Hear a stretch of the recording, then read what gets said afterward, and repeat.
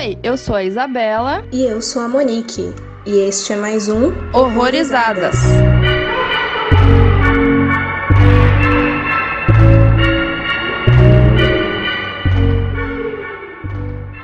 Oi, gente, sejam bem-vindos a mais um Horrorizadas, voltando aí de um período de Halloween, né, voltando com os episódios normais de quinta-feira, e hoje a gente vai falar do filme The Reflecting Skin, e pra conversar com a gente, tá aqui o Daniel Medeiros, do 7 Arte. Oi, Daniel, seja muito bem-vindo de novo, tudo bom? Olá, prazer estar de volta aqui, é sempre muito divertido gravar com vocês. Hoje eu não tenho tanta certeza se vai ser divertido, porque não tenso aí as coisas. Preparem-se, ouvintes, o bagulho é doido. A gravação em si né? É. Lá no 7 Marte a gente já conseguiu arrancar gravações divertidas de filmes bem tranqueiras e tudo mais. Então, verdade. Acho que a gente consegue fazer isso aqui também. Verdade. Tipo assim, pegar um trecho estranho de um filme e falar, o engraçado aqui, essa parte. Ou então aquele típico de rindo de nervoso também, né? Porque tem coisa que dá um descontrole e é difícil. Ai, sim. Exatamente. Mas aí depois dessa introdução, né? Pra vocês terem uma leve noção do qual vai ser o clima desse filme aí. Ele vai tratar do Seth Dove, que ele é uma criança aí, em torno dos 8 anos. Aqui na sinopse tá 7, mas se eu não me engano no filme ele fala que tem quase 9, né? Uhum. Tá errado. É verdade. E vê o mundo por uma ótica muito particular. Ele acredita que sua vizinha é uma vampira e fará de tudo para impedir o relacionamento entre ela e o seu irmão mais velho. E ele tem aí no elenco Jeremy Cooper como o garotinho aí, que eu acho que eu nunca vi esse menino em mais nada, não sei vocês. Olha, só se ele mudou demais e eu não tô, reconhecendo hoje em dia, né? Não reconheci. Mas pesquisando aqui, cara dele, nossa, acho que não mesmo, o moleque sumiu. E é engraçado que ele tem a carinha de criança endemoniada, né? Ele podia fazer sucesso tendo terror. Eu não sei se o corte de cabelo e a cor, os dois juntos formam o combo criança do mal. Ele poderia facilmente fazer um dos bebês diabo. Existe um nicho pra isso. E tem também aí Viggo Mortensen e Lindsay Duncan, com direção e roteiro do Philip Ridley. É uma produção aí entre Reino Unido e Canadá, lançada em 1990, e foi o primeiro filme aí do diretor e roteirista, que até então até onde eu vi, ele escrevia peças ou longas e estava envolvido com outras mídias a não ser filmes, de fato. E na verdade, eu não achei muito contexto desse filme, eu não achei nada de entrevista, então eu vou perguntar a opinião de vocês direto. Eu gostei. Eu já tinha visto esse filme antes, e eu já tinha gostado. Quer dizer, eu acho que um negócio que a gente já falou também uma outra vez, né? Gostar é meio estranho, porque também é meio relativo. Mas eu consegui tirar muita coisa do filme, sabe? Porque, sei lá, eu acho que por ser um filme que ele não se esforça muito em, por exemplo, te explicar muita coisa do que está acontecendo, ele se abre muito para a interpretação. Aí agora, principalmente nessa revisão aqui, para poder conversar com vocês, aí eu fui longe na interpretação também, nas metáforas que o filme sugere. Aí eu acho que eu montei um filme na minha cabeça que parecia bem legal. Se é o mesmo que vocês viram, daí é outra história, né? Mas na minha cabeça tava bem legal. Boa. Eu compartilho um pouco. Eu gosto desse filme, eu gostei. Eu conheci ele há pouco tempo, eu assisti ele em setembro, eu nunca tinha nem ouvido falar. Eu até ia indicar ele no Halloween, né? Só que por um motivo que eu não vou falar na área sem spoilers, eu não indiquei. Sim, realmente, ele é aberto a interpretações, ele tem uns overacting meio... Mas é filme antigo, né? Eu dou um desconto. Eu achei que a trilha sonora desse filme, ele destoava muito, assim, eu não sei pra vocês, mas pra mim pegou um pouco, sabe? Não sei. E ele tem essa vibe mais de drama, né, por conta da trilha sonora. Acho que a trilha sonora acaba ajudando aí mais pra um drama, mais que ele flerta, né, com terror, né, com essa temática vampiro. E ele é muito confuso visualmente, porque, sei lá, pra mim, ao mesmo tempo que ele tem toda a temática melancólica, né, porque só acontece desgraça, ele se passa de dia e é sempre bonito, e é sempre sol, e é sempre, sei lá, paisagens bonitas e colorido, então, pra mim ele é contrastante, assim, não sei. Olha, não me senti tão confortável com a paisagem, porque tá me deixando afobada. Eu tava imaginando coisa batendo na cara e aquele calor e a pele suada, e eu falei, não, não queria estar aí, E o não. menino sempre de preto, né? Com uma roupa quente, né? A galera sempre tava de escuro, né? Com roupa escura, assim. Sim. E não tava frio, não condizia com o clima, né? A roupa. É estranho isso. Né? Nada condiz com nada. Direito. A definição do filme. Nada condiz com nada. Vai ser a chamada pro episódio. E, assim, eu acho que eu compartilho muito do que vocês falaram. Eu tenho quase uma leitura muito específica desse filme, depois que eu fui fazer umas pesquisas por alto aí. Mas aí isso a gente desenvolve depois.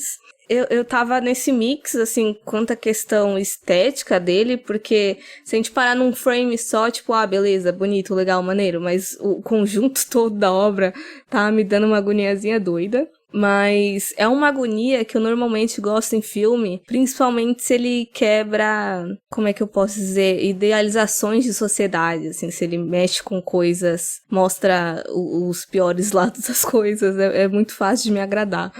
Então, eu gostei dessa parte dele, mas eu também fico confusa porque eu sinto que ele inseriu muita coisa ali e eu acabei o filme quase com a sensação de eu não sei o que tu queria me passar, sabe? Então, eu acho que às vezes pode ser vantajoso, porque eu acho que como você mesmo falou isso, Isa, não lembro se foi você ou o Daniel, de abrir para muitas interpretações, né? Então eu não sei se é bom ou ruim e eu talvez decida conforme a gente for conversando.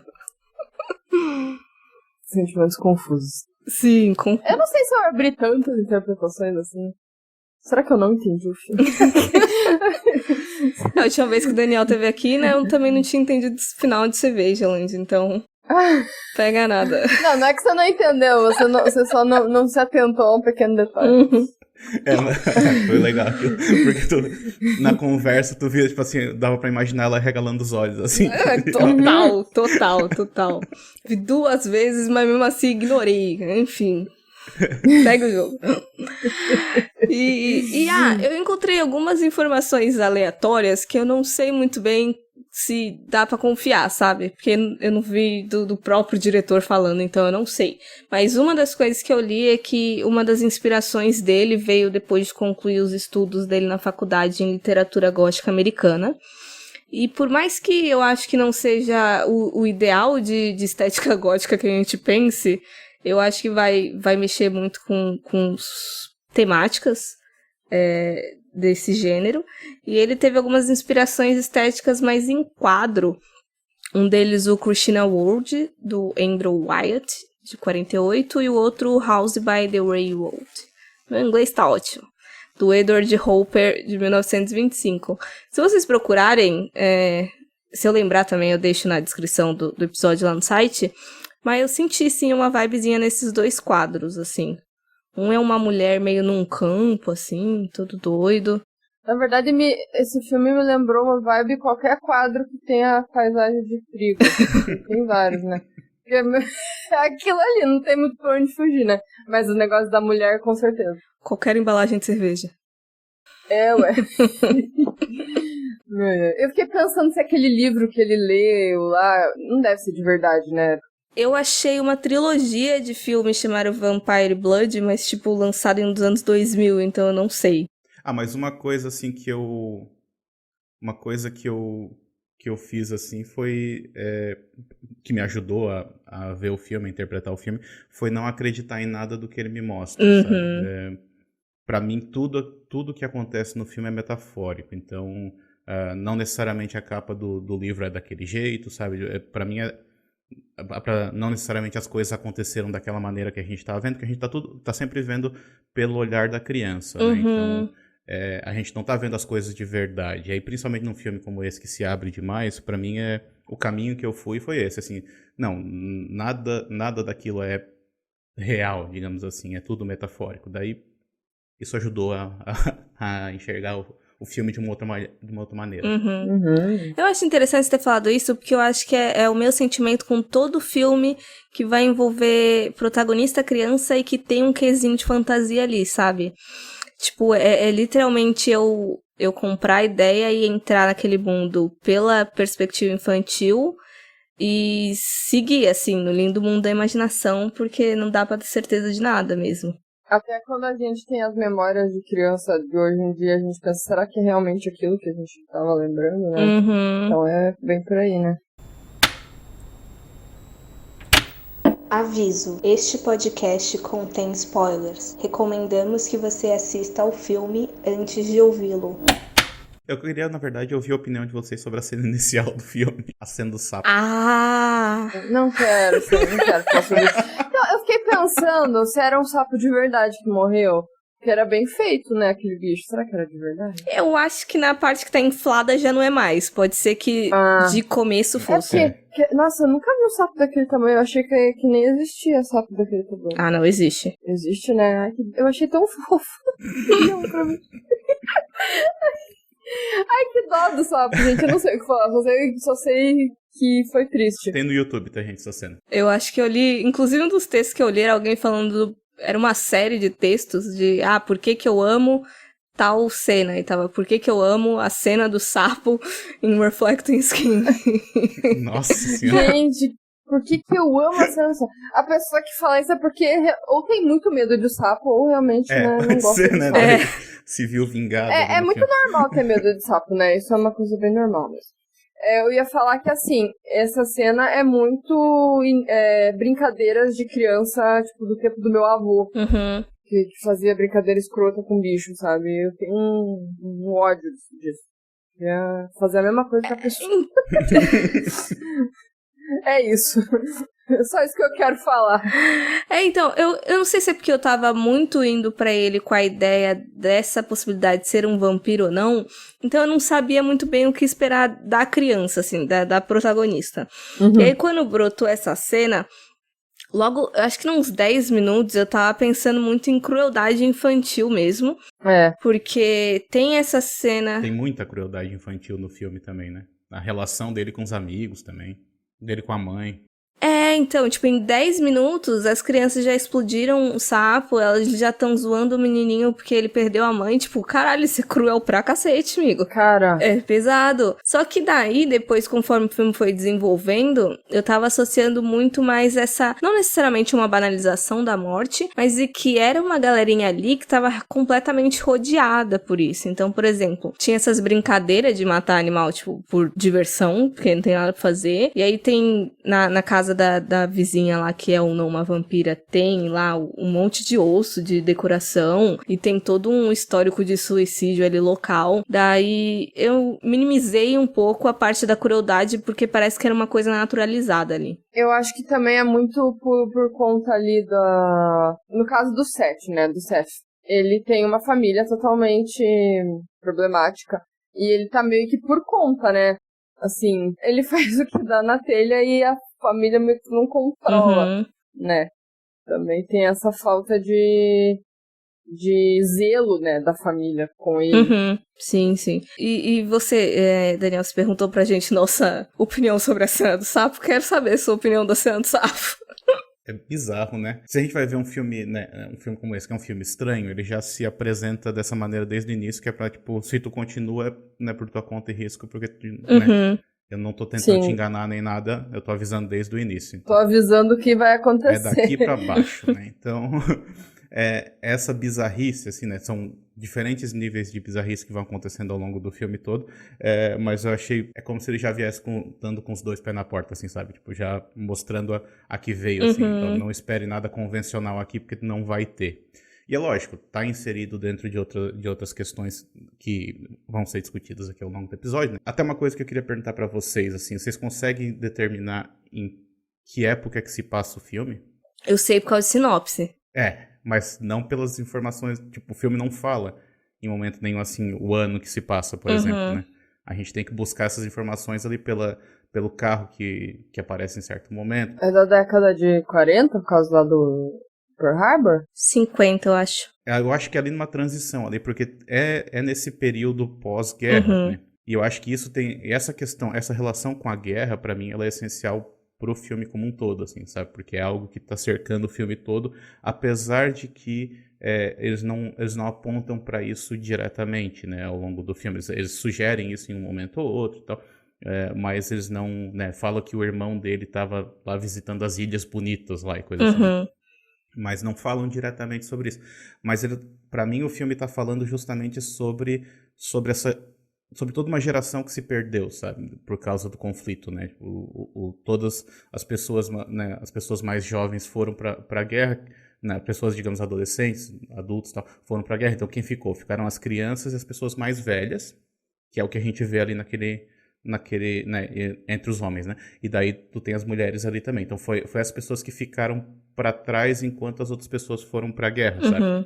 E a gente está acompanhando isso, essa geração perdida que tá dessas crianças que estão vivendo também meio que sem supervisão dos adultos, sabe, fazendo o que queriam e tal, porque foi digamos, esse baque que aconteceu na sociedade como um todo, que a sociedade meio que se rompeu, assim. Então foi nesse caminho que eu fui, assim, para ler o filme, sabe? Uhum. Então, eu levei muito mesmo por essa questão de reflexo de guerra mesmo. Porque, assim, o filme acabou, eu fiquei, tá, foram muitas questões que me jogou aí na cara. Todos os núcleos ali tem muita coisa pra se discutir, assim, cada personagem tem suas próprias questões. Só que daí eu fui ver justamente essa coisa da radiação do irmão dele, né? Que ele tava com todas a queda de cabelo, aquela degradação física. Aí fui ler mais sobre isso, e aí eu fui lembrando da cena, por exemplo, que ele mostra a foto, que ele fala que o bebê tava todo prateado, e eu até fiquei, nossa, isso faz muito mais sentido com o título do filme, o Reflecting Skin, do que a própria trama do vampiro, porque não que seja deixado de lado, mas eu achei que ia ser muito mais essa possibilidade da dúvida mesmo. Só que aí, como ele envolve outras questões ali, eu falei, eu acho que só foi como é que eu posso dizer? Só pra enganar a gente ali, e ele tá falando realmente dessa coisa toda aí da guerra, de como a sociedade ficou. Eu acho que ele nem tenta enganar, né, a gente. Ele acho que não deixa a dúvida de se era ou não, né, vampiro, né. Eu acho que é muito mais o que o menino tá interpretando, e isso não chega a passar pra gente. Sim. Não, mas quando eu digo enganar é porque, assim, na sinopse não faz nenhuma menção, sei lá, na maioria que eu encontrei, que esse vai ser o foco do filme, a questão da guerra, entendeu? Ah, sim, tipo, sim. fala sobre essa Sim, possibilidade do vampiro, e eu fui muito pro filme achando que ele ia ficar brincando mais com isso, de deixar a gente na dúvida se era uma vampira ou não, quando na verdade, tipo, ele nem tenta enganar a gente nesse aspecto. Ah, não. Isso é bem claro já, né? Acho que só tem uma cena que eu fiquei meio assim, porque é por causa da estética mesmo, que é aquela cena que é muito esquisita, inclusive, que o irmão do Seth tá com a mulher lá na casa, daí do nada ele tá pelado, assim, eu fiquei, gente, o que aconteceu aqui? Tipo, ficou muito estranho aquilo, e ela tava, tipo, passando a boca no pescoço dele, eu falei, você tá meio vampiro, né, e tal. Daí, tipo, meio que parece, que eu tá seduzindo o cara. Mas isso que me passou na cabeça de vampiro, né? Dessa sedução, assim. Mas não é muito além disso. Isso, eu achei até interessante de como é apresentado meio que a mitologia do vampiro. Eu acho que todas as dúvidas, as suposições que o menino tem é tudo por causa de um diálogo expositivo pra caralho, né? Não é necessariamente expositivo no sentido ruim, mas é que a mulher pega e fala tudo, assim, um monte de coisa de, eu não me vejo, mas não consigo mais me ver no espelho. Que, meu levanto e meu corpo fica. E minha vida acabou e tal. E aí eu achei interessante essas semelhanças mesmo da mitologia do vampiro e da questão do luto mesmo. E até puxei de novo pra questão do gótico, porque, querendo ou não, tem muita coisa tem muita produção de vampiro em ambientações góticas, digamos assim. E luto também é uma coisa que é muito trabalhado no gótico de maneira geral. E daí eu fiquei fazendo essas comparações, assim. Sim. E também outra cena é o pai dele introduzindo o que é um vampiro, né? Acho que ele não sabia direito. Aí ele começou a ligar, né, com a mulher, né? Coincidências muitas. Mas é por isso que eu digo que essa visão dele de mundo mesmo, né? Porque ele ouviu a história e ele começou a associar essa história ao que ele tá vendo ao redor dele, né? Da mesma maneira que ele ouve uma história de um anjo, ele começa a associar também ao que ele tá vendo ao redor, assim. Para mim é muito dessa visão dele mesmo, da maneira como ele tá enxergando o mundo à volta dele, sabe? Eu fui mais por esse caminho mesmo. Aquela cena dele pelado ali, eu não sei, me lembrou um pouco uma estátua chamada Pietà, que é a estátua acho que é do Michelangelo. Acabei de ver aqui. Que daí tu tem ali a Maria segurando Jesus morto, né? E daí, voltando a essa questão da guerra, por exemplo, né? Porque então, tipo, naquele momento ali eu fiz uma associação assim de que, por exemplo, ele é o soldado voltando da guerra, sabe? Então ele seria supostamente o salvador, assim, o herói, né? Mas aí logo de início logo que ele chega, ele já fala que ele não é herói. Por exemplo, o menino chega lá pra entregar a bandeira pra ele recusa e tudo mais, porque, né, ele não viu salvação na guerra, ele viu destruição, sabe? Inclusive, ele supervisionou muita destruição. Então, eu fui mais por esse caminho, assim, né? E, inclusive, é o momento em que quando ele finalmente fala do que ele fazia na guerra, né? Então, acho que também o fato dele estar nu é simbólico também de, sabe? De ele largou tudo, sabe? Tá se entregando totalmente. Por isso que eu digo que o filme, ele abre muita coisa, porque, sei lá, eu acho que senão é só um amontoado de imagem estranha, né? Eu achei interessante você ter levantado a Pietá, porque uma coisa que eu tava achando estranho é essa falta de... Eu não sei se é falta, mas... Quando os meninos começam a falar de anjo pra ele, por exemplo, e parece uma coisa completamente alienígena pra ele, eu falei, estranho, eu imaginava um contexto um pouquinho mais religioso pra essa época, mas eu não sei se é por falha minha de não saber direito das coisas, ou se realmente ficou esquisita essa questão, sabe? Mas tu não vê nenhuma igreja ali perto, né? Não, mas mesmo assim, é porque eles viviam muito numa coisa meio abandonada, né? Tipo, era tudo muito espaçado. Mas a gente tem um papel ali de um possível pastor, não sei. Sim. Daí eu não sei se é por causa do protestantismo que eles não tinham essa crença de anjo, ou se é porque realmente eles estavam separados ali de um contexto mais cristão, não sei. Ficou meio solto pra mim isso. Tem uma terceira possibilidade aí, que seria que talvez, se houvesse, por exemplo, uma igreja ali próxima, talvez eles não fossem aceitos lá dentro por causa que o pai deles não era bem visto pela comunidade. Pode ser. Faz sentido. Porque, né, ele tem alguma coisa que aconteceu com ele no passado ali. E falando aí dessa sexualidade do pai dele, cara, eu não sei. Tem certos filmes que parece que chega uma hora que amortece que eu nem me impacto mais. Mas se for parar pra pensar de maneira isolada, foi uma puta cena tensa. A cena que ele se mata, tu disse?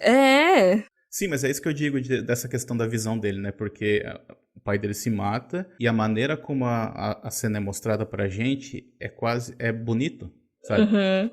Porque é a visão do protagonista, né? Então, tipo assim, ele tá enxergando beleza na destruição ali, sabe? Porque é a maneira como ele tá enxergando o mundo. Porque a maneira como ele filma aquela cena, né? Aquele contra-luz, assim, aquelas pessoas paradas e a câmera meio que caminhando atrás daquelas pessoas, então elas fazem sombra, daí daqui a pouco tu tem a luz de novo, tá?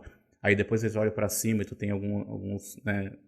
Tu vê o fogo, tu vê a fumaça, mas aquilo é bonito, sabe? Só que é uma destruição, né? Eu tive uma impressão com essa cena que a hora que ele tá tacando gasolina nele e tal, e ele vai acender o fósforo, ele vê o menino, né? Ele chama, né? O Seth chama por ele. E ele olha, eu não sei, parece que na hora ele derruba o fósforo sem querer. Como se ele tivesse mudado de ideia na hora. No último minuto parece que ele não ia fazer porque o menino tava olhando. Só que daí o fósforo já tava engatilhado ali, ele solta, assim. Porque ele tava se tremendo todo, ele não conseguia acender, né?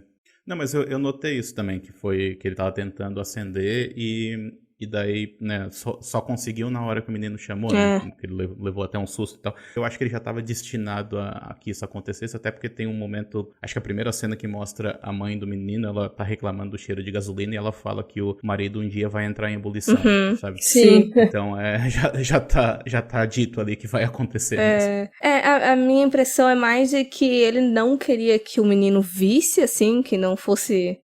Porque uma coisa é o trauma, seu pai morreu, outra coisa é eu vi meu pai se matando, né? Sim. Só que aí deu aquele susto na hora, tipo, eu acho que ele não faria com o menino chegando, mas aí aconteceu de se assustar, mas, enfim, eu acho que ele também ia morrer ele ia se matar de qualquer jeito. Mas que escolha de se matar, hein? Olha o jeito que ele... A pior maneira possível, né? Tacando fogo. Vivo. Ah, não, gente.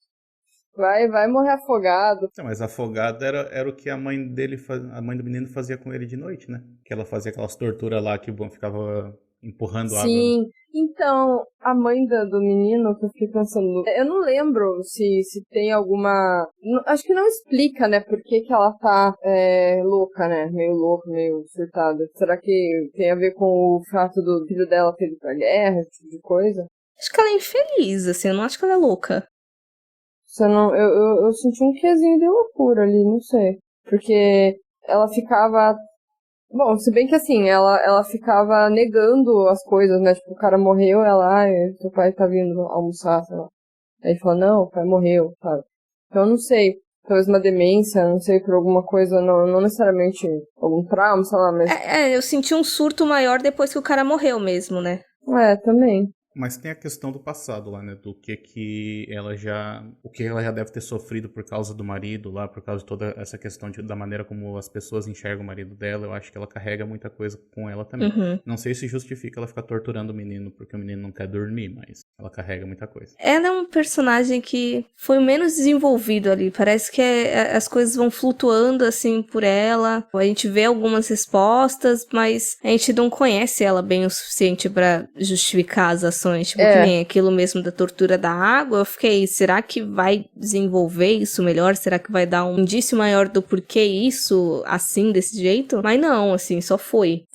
Ela é apagada depois que ele chega, né? Que o rapaz, depois que o filho chega, ela perde o protagonismo dela dentro da casa. Uhum.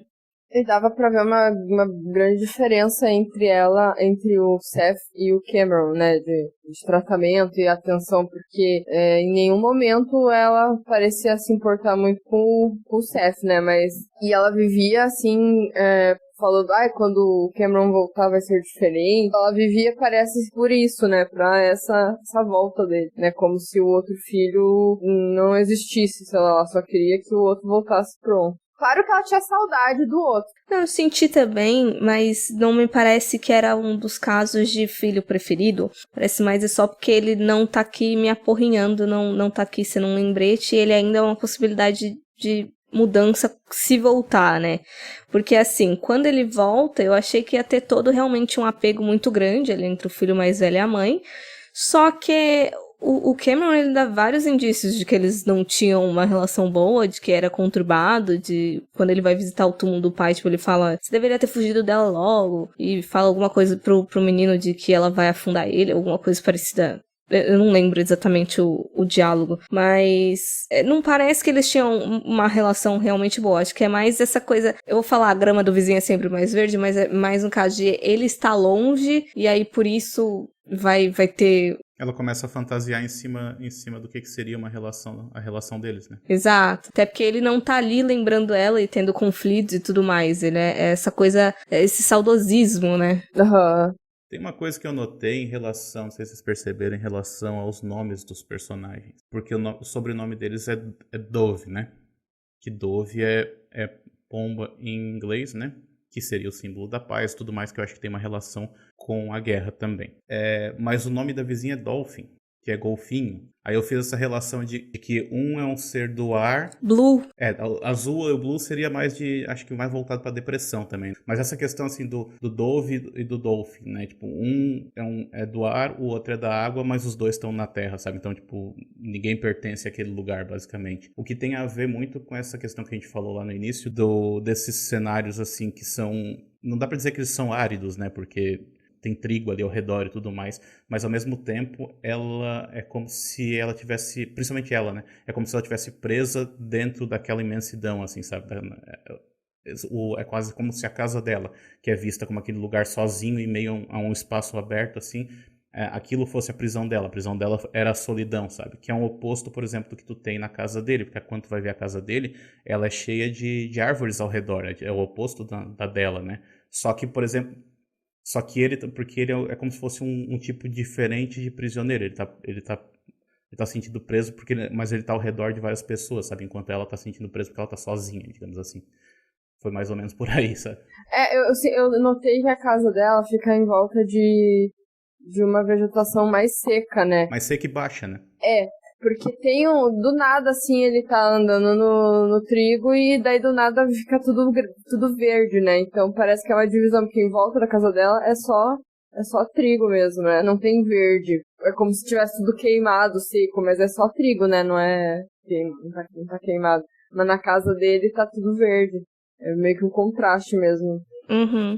Eu tava moscando aqui, porque Se falou dos nomes, aí eu fui ver se o sobrenome dos outros personagens tinha mais alguma coisa similar. Só que daí ninguém tem sobrenome, praticamente, então... Não, Esmal tem nome, né?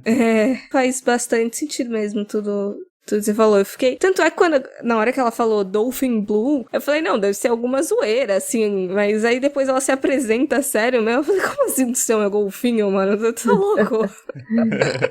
Golfinho azul, pô. Cara, tem uma cena muito estranha que eu fiquei na cabeça, que tem a ver com duas pessoas de preto andando. Falando os negócios estranhos? Eu fiquei, que porra foi essa? Duas mulheres de preto, ele tá correndo, né, em direção contrária delas, né, indo embora, assim. E elas estão falando qualquer coisa que não dá pra entender, com alguma coisa na mão, assim. Aí eu fiquei, gente, que porra foi essa? Aquilo ali, pra mim, também é muito da visão dele de mundo mesmo. É a única maneira que eu consigo explicar aquele negócio. Sim. Então, eu até entendo isso de... Eu justificaria também do mesmo jeito, de a visão da criança, de às vezes elas só estão falando alguma língua estrangeira, mas como ele não entende nada, sai tudo um monte de murmúrio. Mas deve ter algum motivo pra estar ali, porque é muito solta. A gente nunca mais vê essas mulheres. Não faz sentido nenhum elas estarem passando ali, tipo, não aparecem depois. Não sei se é alguma simbologia pra alguma coisa. E vocês fizeram ligação ali com a encruzilhada? Tudo que acontece aí, tipo, o sequestro ali na encruzilhada, tudo pra essas merdas que acontecem, tudo ali, né? Os meninos sequestrados, o bagulho do sapo, enfim. O carro preto lá? Fica ali uma encruzilhada sendo focada ali. Encruzilhada dá pra ligar com algumas coisas, né? Então, eu só pensei nisso agora também. Nem desenvolvi muito, que foi uma coisa que me veio agora. É porque eu não sei quais são as possibilidades de interpretação fora do Brasil, sabe? Então, não me arriscaria. Não, mas tem, né? Tu tem vários filmes americanos que falam sobre, por exemplo, Pacto com o Diabo e tudo mais. Tem aquele de lá o rapaz do Karate Kid, que faz um pacto com o diabo pra poder ser um guitarrista famoso, alguma coisa assim. Se eu não me engano, ele faz isso numa encruzilhada também. Então, talvez funcione. O nome do filme é Encruzilhada, inclusive. Por causa da história lá do cantor de blues, né? Isso, então eu acho que até caberia. Mas eu fiquei mais focado nessa figura do carro mesmo, sabe? Desse carro preto, assim, que aparece, principalmente por causa do último diálogo que eles têm, que é quando ela vai entrar no carro, né? Ela pede uma carona pros caras, daí os caras dão carona, e aí o cara pergunta pro menino assim, você quer uma carona também? E o menino fala, ainda não. Caralho. E esse ainda não ficou na minha cabeça, sabe? Porque eu fiquei assim, então será que, por exemplo, o carro, ele representa a própria morte, sabe? Não necessariamente aquilo que a gente... Não são necessariamente assassinos que estão dirigindo por aí, sequestrando pessoas, mas é a maneira como ele está enxergando o mundo. Aquilo ali seria a própria morte mesmo, sabe? Então aí ele responde com aqui, ainda não, porque ainda não está na hora dele. Não tá na hora dele morrer, né? Porque é bem isso, parece que ele sabia que isso uma hora ia acontecer com ele, de repente, porque ele via tudo o que estava acontecendo com os amigos. E ele até tenta impedir quando vai acontecer com o amigo dele, né? Tenta, é verdade. Mas quando ele fala ainda não, eu fiquei, caralho, eu só prestei atenção nisso na segunda vez que eu vi o filme. Eu tava achando estranho, eu não sei, eu realmente não sei opinar, porque assim, o nome dele eu já tava pensando dele ser a morte durante um tempo, por causa do deus egípcio lá, né? Que é esse mesmo nome. E daí eu não sei, é porque eu tava achando muito estranho, realmente, eu imagino que o carro seja alguma simbologia de que não estivesse acontecendo, porque me parece que seria muito fácil você pegar um monte de moleque que fica andando pela cidade de carro metendo louco e culpar eles da primeira coisa que acontecesse, sabe? E parece que, tipo, a comunidade ali ao redor como um todo simplesmente desconhece a existência daqueles caras. E chama atenção, né? Um carro que chamaria atenção naquele ambiente. Então, chama muita atenção. Eu acho que é falta de preocupação mesmo. Não é questão de preocupação, mas, por exemplo, o xerife lá, que era todo esquisito, que, tipo, acontece as coisas, ele vai culpar o pai do menino que tinha beijado um homem há, sei lá, 20 anos atrás. Então, tipo, parece que ele também desconfiaria desses arruaceiros que ficam andando por aí de carro, sabe? Se encaixaria no perfil que ele procura, né? No perfil que ele considera culpado, né? Ou pelo menos suspeito. Exato. Então parece que todo mundo simplesmente desconhece e como vocês falaram mesmo, chama atenção aquela porra. É muito distoante aquele carro, todos aqueles meninos mesmo ali. Mas é que assim, uma comunidade antiga que, obviamente, não vai aceitar o fato de um homem beijar outro homem, eu acho que nem ia estar focado em outras coisas. Só tem um possível culpado pra eles. Então. Tipo, o pedófilo homossexual. Depois de morto, ele continua sendo suspeito, né? Não, então, isso também, o fato do cara ter morrido e mesmo assim continuarem desconfiando dele, tipo, criarem narrativas de não, é porque ela tá escondendo, sendo que teoricamente tinha outras pessoas suspeitas, pra mim corrobora mais de que aquele carro e tudo mais era realmente imaginação do menino, que aquilo não tava existindo no mundo real. É que vai uma pessoa só falar que o culpado é o morto, né? Não é uma galera. É tipo um cara bêbado, então eu nem dei bola, tá ligado? E o detetive também. Detetive? Não. Sim? Eu não lembro disso. Eu lembro que o cara bêbado chega lá e... O xerife também, quando o segundo... Depois que o cara morreu? O xerife sugere alguma coisa, eu acho. Quando o segundo menino morre, que aí o menino vai até lá, que a mulher fica balançando ele, o xerife fala alguma coisa de, eu não sei se é alguém que tá vivo ou ainda, se foi gente que morreu, se ainda tá rondando por aqui, enfim, ele sugere alguma coisa. Entendi. Não sei.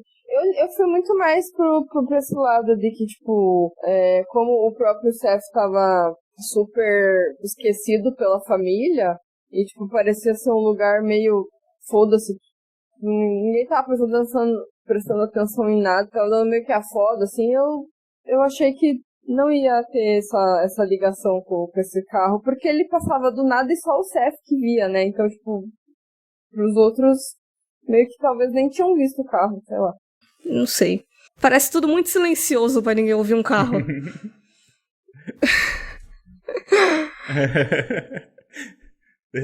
Ouviria uma certa distância, né?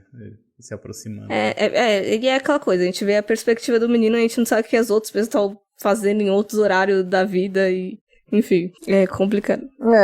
Mas falando em perspectiva dele, então, o que vocês acharam do anjo dele? O primeiro que eu achei meio solto, porque assim, eu lembro da cena que os meninos estão indo pra um lugar, tipo um celeiro, sei lá, e daí logo ele já começa a procurar, parece que eles já estão procurando alguma coisa. Aí eu achei um corte muito esquisito. E eu também não entendi, era uma criança morta apodrecendo? Eu imaginei que fosse o filho morto de alguém. A cena em si eu não lembro de como chegou ali, eu só lembro deles encontrando.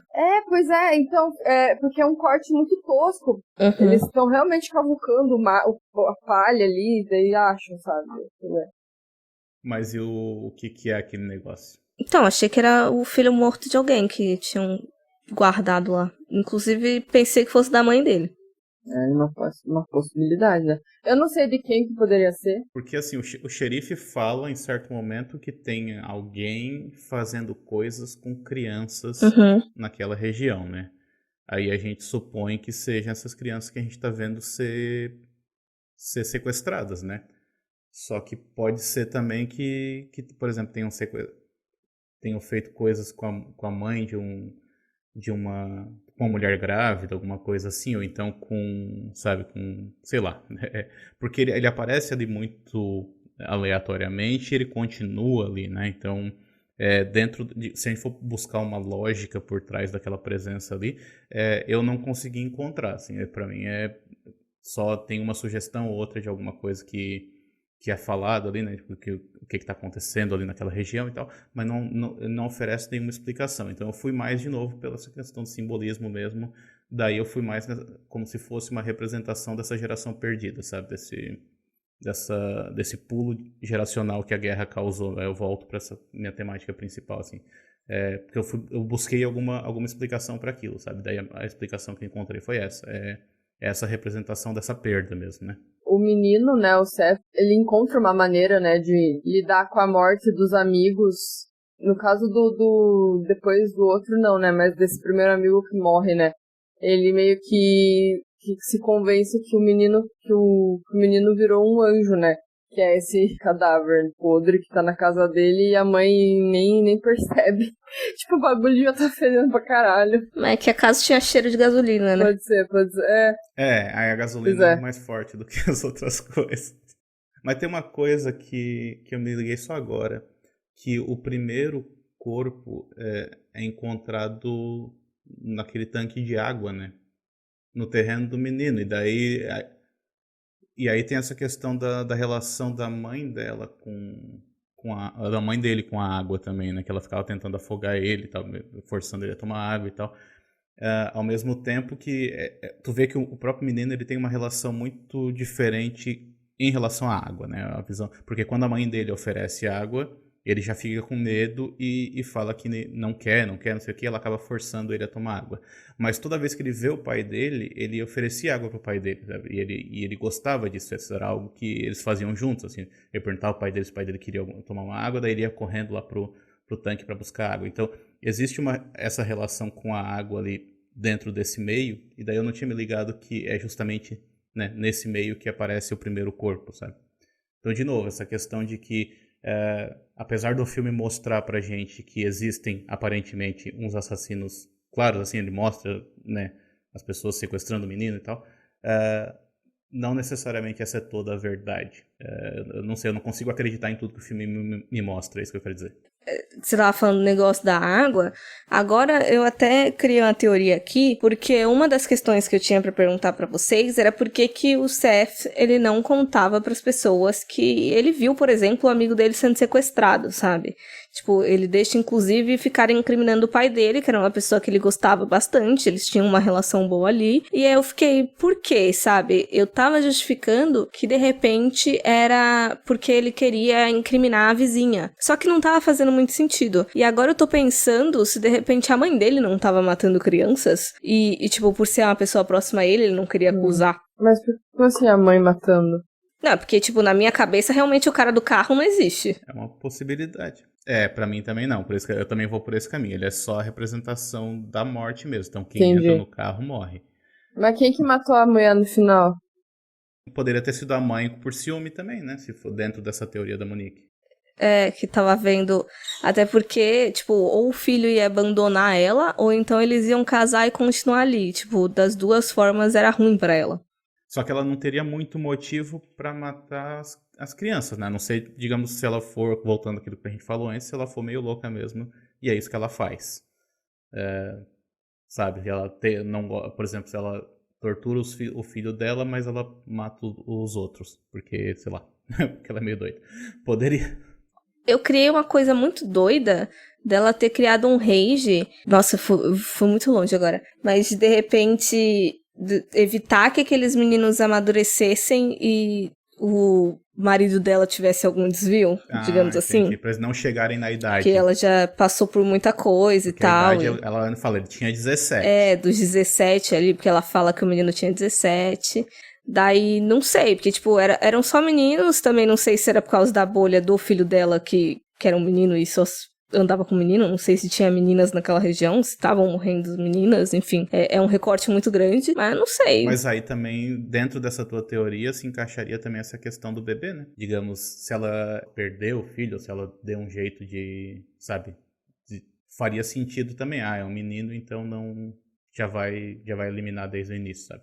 E aí também faria sentido porque que ela mata depois que o marido dela já morreu, afinal ela não acreditava na morte do marido também, não. Ela continuava agindo como se ele estivesse vivo ainda. Uhum. Mas, uma coisa. Uma hora que a primeira vez que o Seth tem contato com os caras do carro esquisito lá, o pai dele pede, vai lá atender esse carro. Então o pai dele viu o carro. Não, o pai dele viu um carro, né? É isso que eu digo dessa questão de... Ai, gente, vocês estão muito viajados hoje, eu não tô tão assim. Mas o filme permite isso, o filme não Não, eu sei, eu só tô falando. Digamos assim, se a gente for analisar friamente sobre o que é o filme, o filme é sobre uma criança que vive num local onde outras crianças estão sendo sequestradas e mortas, e tem uma vizinha que tá, sei lá, chorando por causa que o marido dela se matou, e o irmão dele tá voltando da guerra. Basicamente é isso, assim, não sobra muita coisa pra gente trabalhar se a gente for olhar pro filme de maneira assim tão direta, sabe? Como ele abre essas possibilidades e ele não oferece uma resposta, eu não acho que tem uma resposta que tá escondida ali no meio, sabe, que a gente não viu. Eu acho que ele é mais no sentido de faz aí, né, larguei na tua mão e faz o que tu quiser com isso. Então a gente tá... não... É porque... É foda, porque assim, eu só vi filme uma vez. Por exemplo, o negócio que eu tinha falado do bebê, que eu imaginei que a mãe tivesse perdido o bebê ou alguma coisa parecida. Eu lembro que depois que esse bebê petrificado apareceu, eu fiquei, vou começar a prestar atenção no comportamento de todas as mulheres pra ver se eu vejo algum indício de perda ou de aborto, porque eu imaginei que fossem demonstrar. Mas aí não. Eu falei, putz, só se soltaram alguma coisa bem antes e eu não peguei. Uhum. Só que, tipo, é coisa pra rever, assim, eu não... Tem muita coisa que eu fui justificando depois, mas perdendo já os indícios iniciais, porque eu não sabia que eu tinha que prestar atenção em coisas específicas, digamos. Uhum. Então, dessa, por exemplo, da cena do carro, eu realmente não lembro direito da interação do pai dele com o carro, não, entendeu? Tipo, ele só fala, vai atender ali, mas não tem uma comprovação de quem que o cara viu, realmente. Só viu um carro, pode ser qualquer carro, né? Uma coisa que eu pensei agora é porque eu realmente não lembro da ordem das coisas. Mas a gente falou antes das gêmeas carregando alguma coisa. Pode ser o bebê. É só depois disso que a gente vê o bebê ou a gente já viu o bebê antes? Essa é uma dúvida mesmo, que eu realmente não lembro da ordem das informações. Não lembro. Eu acho que antes, elas aparecem antes da cena do bebê. Daí já justificaria da onde que veio também. Porque eu acho que o menino sai da casa da entre aspas, vampira. Só que eu não sei em que momento, se é da primeira vez que ele foi, que ele sai assustado com aquele negócio de caçar baleia na mão, ou se é depois já. Mas eu tenho quase certeza que ele sai, que ele cruza com essas gêmeas antes dele achar o bebê. Então justificaria essa cena. Vamos fingir que porque daí consegue justificar.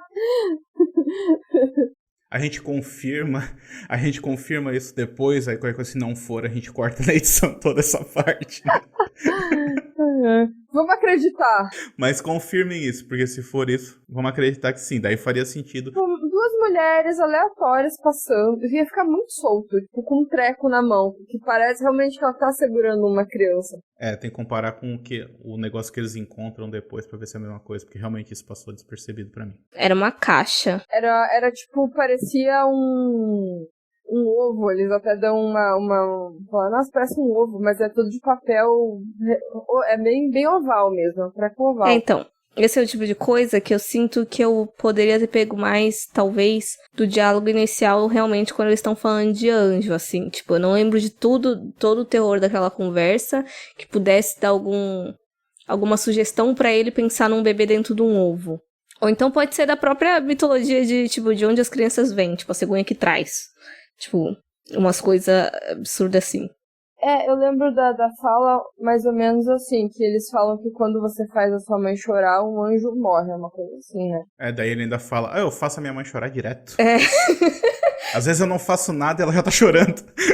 Toda vez que ela me vê, ela chora, tipo, caralho, velho, você tá feio na fita aí, o que você fez? Sua mãe nem se esconde mais no banho pra chorar, tá foda. Eu lembro do outro menino falando, não, é porque quando as crianças morrem, aí elas vão pro céu e virar anjo, enfim. E essa frase que tem, eu até achei o pôster aqui, que é uma frase que eles falam no filme que fica meio em evidência, assim, digamos, que ela fala que coisas terríveis acontecem naturalmente, né?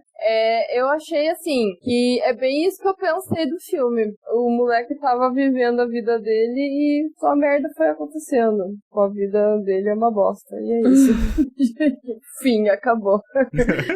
Eu achei muito pesado, porque a mãe dele fala pra ele, vai brincar com teus amigos, e ele fala, mas eles todos estão mortos. Porque, gente... É uma frieza, às vezes, em alguns diálogos, que você fica, puta merda. Morreram e não foi de maneiras legais, divertidas. Eles não estavam se divertindo quando morreram. O irmão dele falou alguma coisa de estar vivendo naturalmente também, quando ele tava na guerra ou não. De as coisas só aconteciam, não sei, não lembro se era na hora que ele tava explicando ou na hora da foto, que ele mostra a foto pro menino, ou quando ele tá conversando sozinho lá com a vizinha, que depois ele aparece pelado. Mas eu lembro da palavra, se não me engano, naturalmente, assim, dele ter falado alguma coisa parecida. Daí eu não lembro se era muito relacionada a essa frase do pôster, dessa frase que se repete, né? Mas merdas acontecem o tempo todo, sem anúncio. E esses filmes que acontecem coisas pra caralho não deveriam acontecer com uma criança de 8 anos em tão pouco tempo, né? Você demora anos pra perder amizades, né? Não tudo de uma vez, sabe? A sua família. E ele tava vivenciando tudo isso em um curto período de tempo, né? A gente já falou de filmes com crianças tendo que lidar com situações que não deveriam, né? Uhum. E eu gosto. É pesado, mas eu gosto de filme que criança tem que segurar uma barra. Segurar esse forninho. Segura o forninho aí. Tá foda. Tadinha essa criança. Mas já que a gente tava falando de criança sofrendo, que porra foi aquele final? Aquilo foi overacting total. Foi. Mas então essa questão do overacting, deixa eu só fazer um pequeno parênteses aqui, porque tem uma questão ali que é um overacting generalizado, né, de todo, não é apenas do menino, tu tem isso meio que em todo mundo, assim.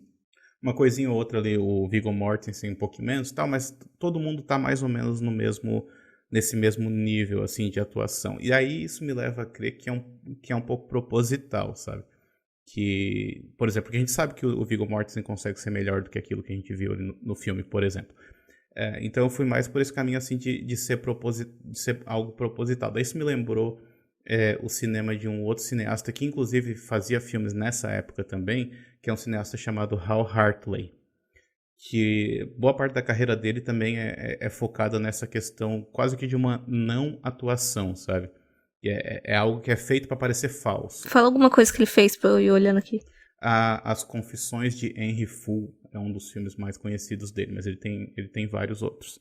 E ele tem um estilo muito particular, assim, de filmar, assim, com essa câmera, assim, mais paradona mesmo, sabe? Um ritmo mais lento. E principalmente essa questão das atuações mesmo, que podem ser vistas como sendo atuações ruins, mas quando tu nota algo que vai se repetindo ao longo da carreira inteira, assim, percebe que, não, eu acho que é uma questão de estilo mesmo, né? Porque a partir do momento que é como se os atores não estão atuando mesmo, né? Mas eles também não estão sendo eles mesmos, eles estão sendo outra coisa, sabe? É como se ele estivesse chamando a atenção para si. Aí, se for o caso aqui, não sei se de novo, estamos indo longe porque o filme permite isso, mas se for o caso aqui, eu acho que tem muito a ver com essa lógica meio fabular do filme mesmo, né? De nada é o que realmente a gente está vendo, sabe? Nada é o que parece, então eu fui mais por esse sentido. E, inclusive, essa questão ali do final, eu fiquei muito na dúvida se o menino estava, de fato, sentindo aquilo que ele estava tentando expressar, ou se ele estava simplesmente imitando o irmão dele, porque ele imita o irmão dele em diversos outros momentos do filme, né? Tem uma hora que, por exemplo, o irmão bota as mãos no bolso, ele faz a mesma coisa. O irmão empurra ele vai lá e empurra o amigo, sabe? Então, ele faz isso em vários momentos. Daí, no final, ele vê o irmão sofrendo, e aí ele meio que faz a mesma coisa, sabe? Então, eu fiquei na dúvida se era real ou não. Real no sentido de que se ele estava sentindo alguma coisa ou não, né? O que eu me incomodei não foi nem o overacting, assim, tipo, toda aquela dramatização. O meu problema é que eu não sabia do porquê do sofrimento, sabe? Tipo, ele não gostava da vizinha. Daí eu li em algum lugar de que, naquele momento ele reparou que, tipo, tudo que tava acontecendo não era culpa da mulher e que, tipo, a vida dele realmente era uma merda, o irmão dele provavelmente tava doente, os caralho a quatro. Eu falei, eu não sei se a criança ia conseguir fazer essa associação de, meu Deus, meu irmão está radioativo, sabe? Eu acho que é mais, tipo, ele viu que talvez ela não fosse uma vampira. É só isso que eu consegui pensar. Eles têm uma conversa, assim, muito sensível, assim, no final, né? Ele e a mulher, né? Tipo, antes dela entrar no carro e tal. É uma conversa muito direta, assim, muito... Quer dizer, muito direta não. Muito sensível, muito... eles quase que como se eles fizessem as pazes, assim, né? Então também justificaria ele sentir um pouco depois, assim, porque toda aquela situação ali no final, ela tá diferente, né? A mulher tá de branco, não tá mais de preto, sabe? E ela garante pra ele que, ó, eu vou cuidar do teu irmão, não vou fazer nada com ele e tal. Então ela passa uma certa segurança pra ele e tal. Ao mesmo tempo ele vê a mulher entrando no carro e ele sabe que ela vai morrer, sabe? E ele não fala nada. Ou uma decepção, tipo, porra, você não é vampira nem pra você matar os caras. Sei lá. Você morreu, vai se fuder. Era pra você matar os caras. Eu não sei. Não consigo. Nem pra isso serve, né? Não consigo opinar É também. porque eu fiquei pensando, assim, do comportamento dele em outras perdas, sabe? Tipo, ele perdeu 2 amigos e eu não vi o enxame. Daí, eu não sei se era só mimética mesmo do irmão, sei lá. Faz todo sentido se for, mas pode ser aquela quebra da realidade, né, com a ficção. Que ele viu que realmente tava tudo indo pro caminho que não era fantasia, né? A mulher não é vampiro, né? Os meninos realmente morreram e não viraram anjo, sei lá. Não sei. Mas eu fiquei meio querendo rir na hora que ele jogando, pegando terra e jogando assim. Meu Deus, que sofrimento! Por isso que eu fiquei com essa visão assim, porque me parece que ele tá fazendo aquilo que ele acha que se espera que se faça nesse momento, sabe? Só que exagerado. E não necessariamente aquilo que ele tá sentindo. Então, por isso que eu fui mais por essa questão assim da imitação, talvez. Que ele começa quando ele vê o irmão dele fazendo, né? Inclusive teve uma parte que eu achei esquisita, mas eu esqueci de voltar. Mas na hora que o Cameron tá lá abraçando pela morte da mulher, dá a impressão de que ela tá com a mão nas costas dele, mas não sei se fui eu que vi errado. E, tipo, não faz sentido ela tá com a mão nas costas dele, sendo que ele tava por cima e ela tava morta. Nem reparei. Eu tenho que voltar. Eu tenho que reassistir esse filme de novo, pra falar a verdade. Um dia bem aleatório, assim, com aquela disposição, né? Mas eu acho que eu não tenho mais nada pra falar do filme, não. Acho que já cobriu bastante, né? A gente não chegou a conclusão nenhuma também. Mas mudou bastante minha perspectiva. Apontaram coisas aí que eu não tinha visto, não tinha entendido. Até a questão lá da criança que eles acharam, né, morta, o neném, né? Que eu achei solto, depois ficou um pouco mais claro, né? Mas, enfim, acho que o filme em si não mudou se eu gosto mais ou menos. Continuo gostando igual. Mas me abriu aí outras interpretações. Não concordei com todos, mas abriu. Existem possibilidades. Existem possibilidades, exatamente. É isso aí. E vocês? Não necessariamente que eu goste mais dele, mas é que pra mim tinha muita coisa que eu não tava conseguindo conectar mesmo, assim, que eu não conseguia justificar. Mas aí a conversa sempre ajuda pra esse tipo de coisa, né, então... Sim, exato. Com certeza. E também assim, né, pra quem tá ouvindo, não necessariamente o que a gente tá falando aqui é a palavra final sobre o filme. Definitivamente. Provavelmente as pessoas podem... Definitivamente não. Acho que ninguém sabe, nem o diretor. Dentro dessa conversa a gente já passou pela parte que a mãe dele era assassina, agora a gente parece que já descartou isso também, então, assim, a gente não tem a palavra final aqui, mas é legal, inclusive eu vi diferentes interpretações sobre o filme, porque ele permite isso, né, então, quem viu aí, manda pra gente o que vocês acharam. Sim, total. Mas ele tem um certo reconhecimento, pelo menos lá fora ele tem, sabe, porque eu ouço muito podcast estrangeiro, e ele de volta e meia voltam nesse filme e falam bastante sobre ele, e ele inclusive saiu numa dessas edições da Versátil de obras-primas do terror, ele tá lá também, numa mais recente, assim. Então existe um certo, essa aura de cult, assim, em torno dele, sabe? Porque ele é esse filme estranhão também, ele permite isso, né? Inclusive, se eu não me engano, uma coisa que vendeu ele no início foi a questão do sapo mesmo, que se eu não me engano, nisso eu realmente vi uma entrevista com o diretor, que eu vi uma entrevista dele, pra falar a verdade, de quando saiu esse release em DVD, né? Porque tinha umas coisas meio perdidas e tal, tava saindo só com umas qualidades meio ruins, o que tinha disponível. Daí saiu o DVD, e daí tava rolando uma entrevista em algum site. O cara fala que uma coisa que vendeu muito o filme foi essa questão do sapo, porque, tipo, nas premieres, assim, tinha gente se levantando e saindo. E aí criou um buzzinho em cima do filme, né? Tipo, as pessoas estão abandonando. E aí foi vendido assim. É igual quando fala que alguém desmaiou, ou então alguma coisa assim, né, durante o filme. Daí todo mundo quer ver esse filme.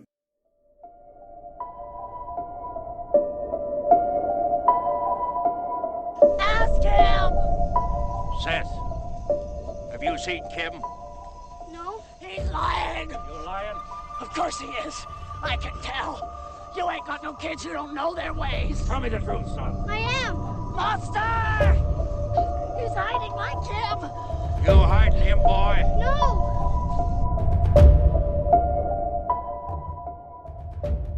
E caminhando então pro encerramento do episódio, quero saber quais são as nossas recomendações aí pra quem se desgraçou da cabeça assistindo Reflecting Skin. e queira se afundar ainda mais, assistindo mais coisa desgracenta. Então a minha Daí... dica é bem nesse caminho aí, tá? É pra desgraçar a vida mesmo, tá? Eu fiquei muito nessa questão da guerra, né? Das consequências da guerra e tal. Tipo, eu fiquei pensando muito nisso quando eu tava vendo o filme, né? E daí eu fiquei pensando nessa questão de que, assim, apesar de que, por exemplo, com exceção talvez dos ataques a Pearl Harbor, os Estados Unidos eles não viram muito a destruição da guerra, né? De perto, assim. Eles foram pra fora pra ver o que aconteceu. Então, nesse filme que a gente acabou de analisar, assim, a gente encontra quase que um equivalente da destruição da guerra nos cenários distorcidos, né? Sabe?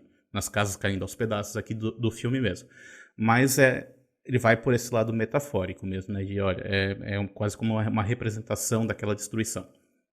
Agora, se tu quiser ver a destruição de fato, e eu não aconselho, tem um curta, na verdade, chamado Noite e Neblina, do Alain Resnais, de 1956, que ele mostra imagens de arquivos dos campos de concentração.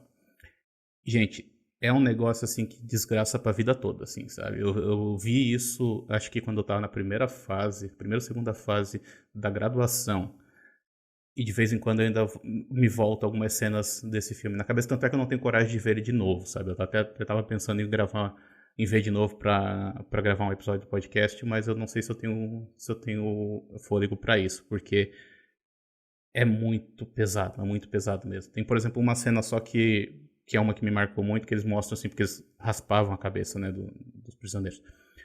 E aí mostra assim um bolo de cabelo, assim, daí ele começa onde eles jogavam o bolo de cabelo, assim, né, do que eles rasparam. E ele começa a abrir a câmera, assim, num plano cada vez mais de longe, e não acaba mais os cabelos, sabe? Tipo, eles vão ocupando toda a tela, assim, por mais que a câmera se afaste, ela não dá conta, ela, sabe, não consegue sair daqueles cabelos porque são tantos que ela não consegue escapar daquilo, sabe? É um negócio que é pesado demais mesmo. Então, assim, se é pra desgraçar mesmo, né? Se querem se desgraçar, assim, é um filmaço, tá? Talvez um dos documentários mais importantes já feitos, assim. Ele tem só 32 minutos, mas tu sente cada um desses minutos que se passa, tá? E mais até. Então, é muito bom, mas realmente não é pra todo mundo, tá? Mas é como a gente falou dessa questão de desgraçar mesmo, não tem filme que vai te desgraçar mais do que esse. Eu vou reforçar pra assistirem o The Transfiguration, que é um filme que a gente já falou aqui e tem episódio.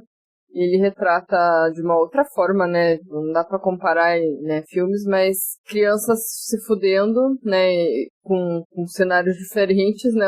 Situações diferentes. E também flerta com o vampiro. Então, quem não viu, foi o Felipe que participou com a gente lá do Cinefilia Crítica, né? E é isso, tá muito bom.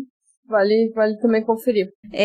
Eu trouxe 2 recomendações, pra falar a verdade. Um desgraça, o outro nem tanto. O primeiro é porque eu vi mais recente, então eu acho que conheci ele mais recente também, então tava mais fresco na memória. E o que me lembrou é mais essa questão do clima desse ambiente meio, não necessariamente abandonado, mas é tudo muito durante o dia e todo aquele trigo lá seco também, e uns vizinhos problemáticos também, que é uma coprodução entre a República Tcheca e o Reino Unido, que é chamado de, sei lá, Polenice, não sei falar tcheco, desculpa, que veio pro Brasil, acho, como A Bruxa do Meio-Dia, ou você encontra aí, talvez, nas locadoras alternativas como The Noonday Witch. É um filme de 2016, dirigido pelo Jiri Sadek, que ele vai falar sobre uma mãe que ela se muda com a filha de volta pro vilarejo onde o seu marido cresceu. Só que o retorno dela está associado com um mistério, digamos assim, que todo mundo parece saber, menos a filha dela. Tipo, tá todo mundo meio que mentindo pra menina ali. E aí, conforme todo aquele ambiente, aquele calor, toda a situação que a galera se encontra ali também vai aumentando ainda mais as tensões, a menina vai percebendo ainda mais o que a mãe dela tá evasiva e preocupada. E aí o medo permeia tudo e os fantasmas passam a se movimentar, sejam eles reais ou não. E assim, além dessa questão da ambientação radiação mesmo, né, aquela coisa hostil e quente que deixa a gente afobado. Também vai mexer aí com essa possível dúvida, talvez, de uma possível entidade que pode estar causando desgraça com crianças, mas talvez não seja. Aí vocês assistem o filme e decidam. E o outro é um filme que eu lembro de ter gostado muito, muito mesmo, mas eu sei que ele é pesado pra caralho. Que ele se chama Tideland, pra cá veio como contraponto, dirigido pelo Terry Gilliam, que ele vai falar sobre a Eliza Rose, que é uma menininha solitária, que leva uma vida opressiva com os pais dependentes químicos. E aí, depois que eles morrem de overdose, ela passa a conviver apenas com as criaturas de suas fantasias e com os novos vizinhos que também não são nada convencionais. E assim, tem um monte de cena daquelas que você fica, uma criança não deveria estar fazendo isso, não deveria estar vivenciando isso, mas mesmo assim a gente fica mesmo nessa perspectiva de enxergar as coisas sobre a perspectiva infantil, assim, e às vezes levando com muita leveza, e você fica com a mão na cabeça pensando, caralho, que merda, criança, nada de bom vai vir pelo seu futuro, porque, desculpa, você tá fudida. E o cenário parece o mesmo também, né? Parece que até que foi filmado no mesmo lugar. É, parece. E, aparentemente, não sei se o cara vai fazer mais coisa aí, o diretor de The Reflected Skin, o Philip Ridley, mas o último filme dele aí foi de terror, inclusive, que eu tinha baixado e eu não sabia que era dele, se chama Marca da Vingança, Heartless. É de um cara aí que tem a marca de nascença, e ele fica sendo discriminado pela aparência dele, e aí, desesperado, ele faz um pacto com o capeta, isso aqui obviamente dá errado, porque sempre dá errado. Mas, caminhando então pro encerramento, para caso a galera aí tenha gostado de todas essas pontuações, esses esclarecimentos até que você deu pra gente sobre o filme, Daniel, conta um pouco pra gente aí sobre o Sétima Arte e onde que a gente te encontra também. Ah, sim. Então, o Sétima Arte ele começou como um blog, né, que eu mantenho já faz uns 10 anos.